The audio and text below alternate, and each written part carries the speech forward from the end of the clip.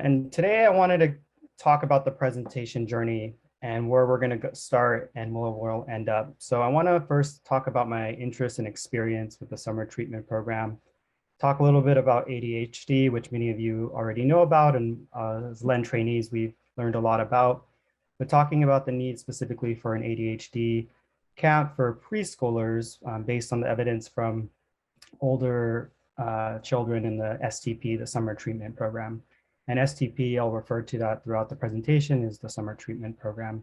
I'll talk a little bit about the dissemination and implementation, proposal, anticipated challenges around that, and next steps. So I want you to take a look at these photos here on top. To imagine a school full of 150 kids with ADHD and comorbid behavioral disorders, or a clinic with 50 children with ADHD, or all of these swimming bins full of children with ADHD. And so what is the first thought that comes to your mind? Some of you may think, that doesn't sound like too much fun in the summer. But other thoughts may come up to your mind as, well, that's a great experience for them, that they get to experience something that they previously may have not gotten to experience. Or a lot of these children across the 3 years that I was participating in the summer treatment program as either a lead counselor or a program coordinator, was that many of them were kicked out of neurotypical camps. They didn't have the same experiences that their neurotypical peers had. And so it was a very corrective experience for them throughout the summer, that they could learn the social skills and self-regulation while being in a traditional camp setting. So as you know, ADHD is the most common neurodevelopmental disorder. Approximately 8.8% between ages 3 to 17 have this disorder.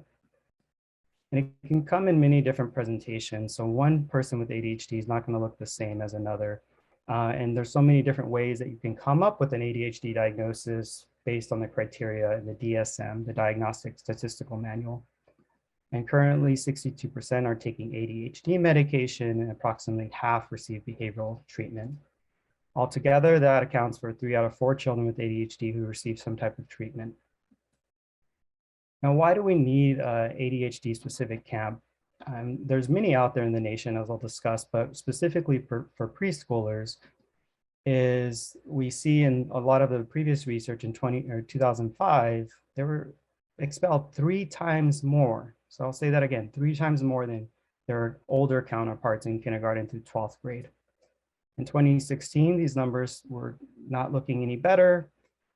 Currently in California, there is a law that was passed in 2017 that made it more difficult to expel a preschooler without first trying interventions or something. They had to say that they tried these things before suspending or expelling a preschooler. However, the current data shows continual adverse impacts for minority and Hispanic and Latino populations that are continuing today. Recently, a bill, AB 2806, has been proposed to stop suspensions and expulsions unless it's a most dire critical situation, which would be a game changer here in California. As I mentioned previously, that ADHD camps, they should be out there. They should be helping them get back into the school settings the next year, having positive social, emotional outcomes. Well, looking at a Google search and looking through the literature, currently ADHD camps that are out there were primarily within neurodiverse camps and marketed towards anxiety, learning disabilities with ADHD there. And what I was able to find in the literature in Google as well that are marketed out there are 18 total camps, and they were primarily ages 6 to 22 years. So nothing for our youngest ones that are, again, are being expelled at a higher rate and suspended at a higher rate in our school settings.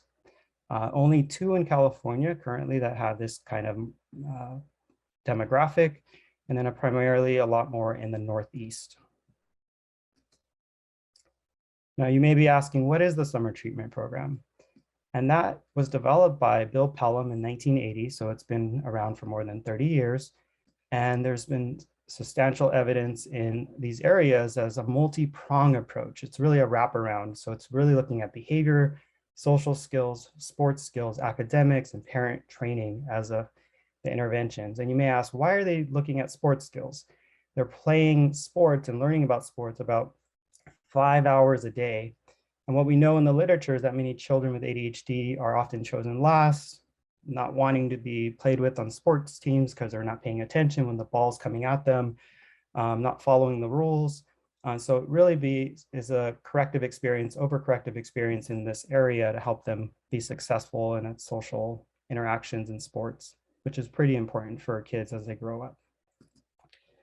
The intervention is rather intense. It's 8 weeks and it's from 7:30 to 5 p.m. Some nights with the parent training, it goes till about 8 o'clock at night. So children are there one night a week for almost 11 hours. So it's rather intense. Overall, it's 360 hours, which equates to about 6 hours of typical outpatient treatment contact hours there. Right now, STP, the primary one with Dr. Pelham, is in Florida, and that's where the only preschool version of this is housed as well. There's a 15 in the US, primarily in the Northeast and Midwest. There's one in Washington at the University of Washington and another one in Japan. Current research evidence is rather strong for this. SAMHSA has put this in the Registry of Evidence-Based Programs and Practices, has a quality of research rating for 3.3 out of 4. The big one here is this dissemination rating. So 3.8 out of 4, meaning it's rather effective across different areas and can be implemented and manualized and even adapted. Current research and press is learning how to adapt this for other settings. My previous supervisor, Dr. Hart and Dr. Tannenbaum out of the previous STPs that I was at.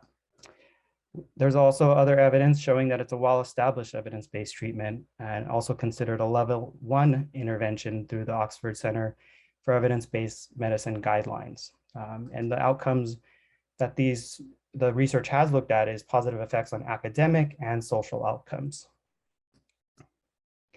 So here are some photos of my experience in the pre-K, my first introduction to STP. We were the Blue Lagoon Pirates.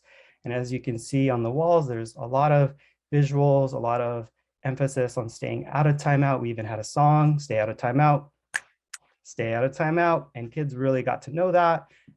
They were really motivated to earn Fun Friday and really focus on that.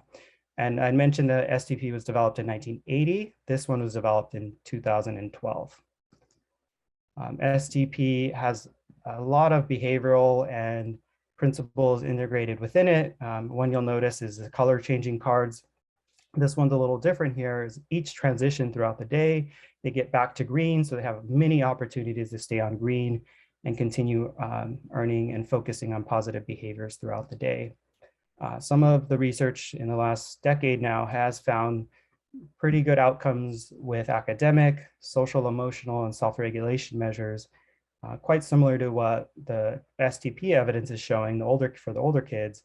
Some of the outcomes for pre-K, as you can imagine, they've looked at how are they holding up 6 months down the line, and they are showing that they're still finding good effects compared to controls. Another component that parents are staying there, they're going to the parent training classes, they're really developing a cohesive network. So 92% in one research study, and found also low attrition rates for this experience. Another study out of Miami, there's a majority Hispanic Latino population, 82%, found that parents significantly improved in their rated and observed behavior management strategies. So that was another key point there, is that they're able to implement a lot of the strategies, they're getting a lot of support, and kids are receiving quite a bit of intervention hours throughout the day. So as you can imagine, and thinking about creating a project like this, there's a lot of guidance that I sought out, and currently still figuring out the logistics, but I appreciate all the support here today. I'm anticipating a lot of good questions here. And one area is looking at the dose. So the program normally runs for 8 weeks. However, for our setting, where children may not be in a traditional setting, having the summers off, they might have a year-round approach. Having it as a 4-week approach versus 8 weeks would be a suggestion or a proposal here. So, and we could start with 1 month and later add in an additional month down the line. Funding is also a big concern. STPs can be rather pricey. The one in New York is about $9,000 for the summer.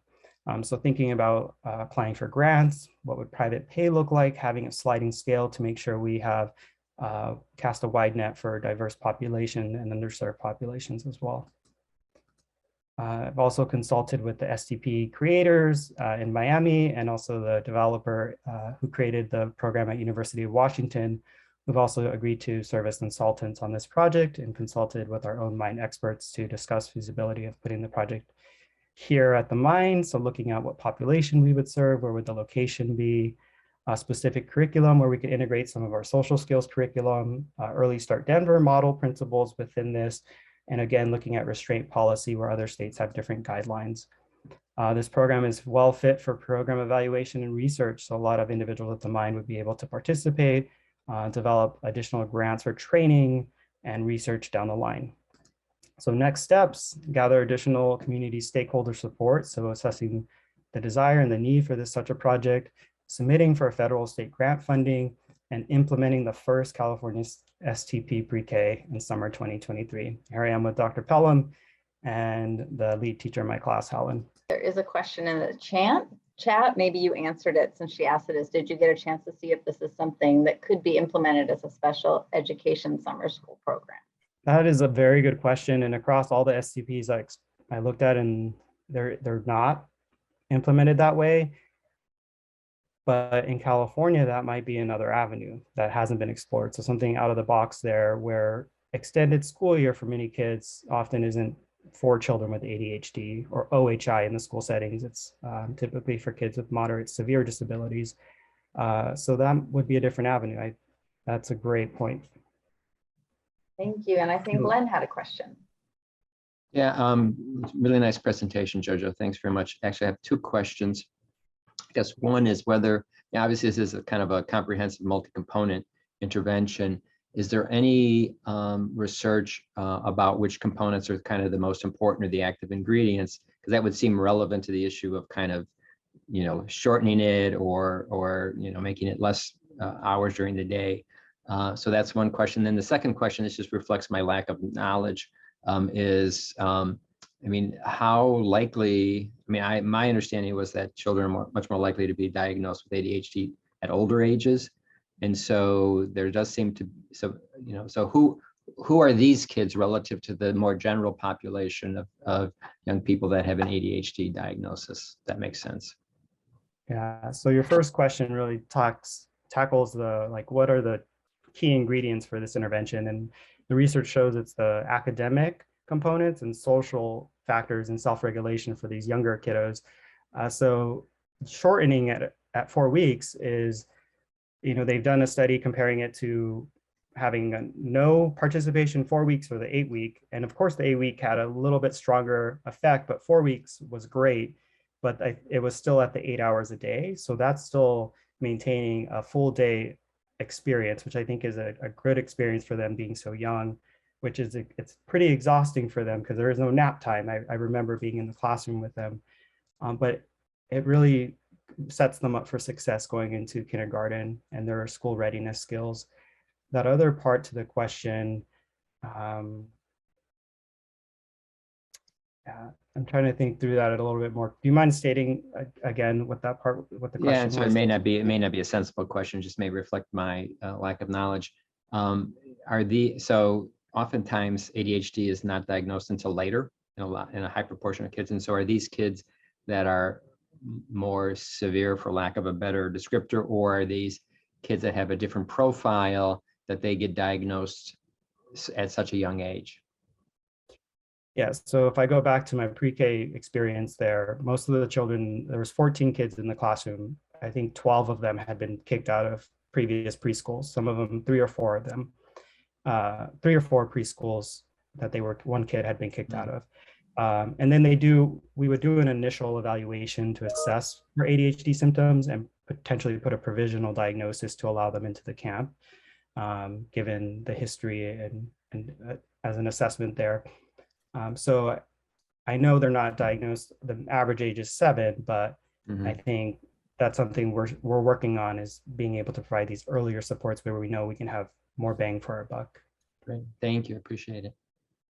The UC Davis Mind Institute was founded in 1998 with the promise to reduce and prevent the disabilities that can be associated with autism and other neurodevelopmental conditions. Every day, our clinicians and researchers make progress on that promise. Our groundbreaking research on autism, Fragile X syndrome, chromosome 22q11.2 deletion syndrome, ADHD, and other conditions associated with disability are helping affected individuals achieve their fullest potential.